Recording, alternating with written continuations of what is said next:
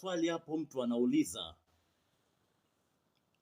ugumu wa kujiunga na JWTZ upo wapi? Sasa mimi nitaenda nikupe ugumu. Upo kwenye mambo makuu haya kama yafuatayo. Ugumu namba 1 ni ushindani mkubwa. Maelfu ya vijana wanatuma maombi. Bwana, sasa tofauti na kuja kuwa pale kwenye mindset, ni lazima ujipe mindset ya ushindi.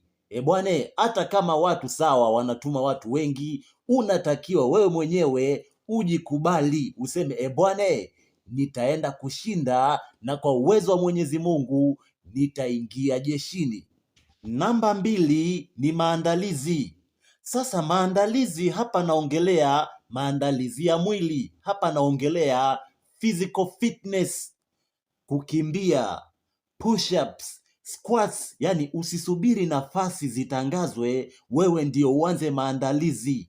Anza maandalizi hata kama bado nafasi hazijatangazwa.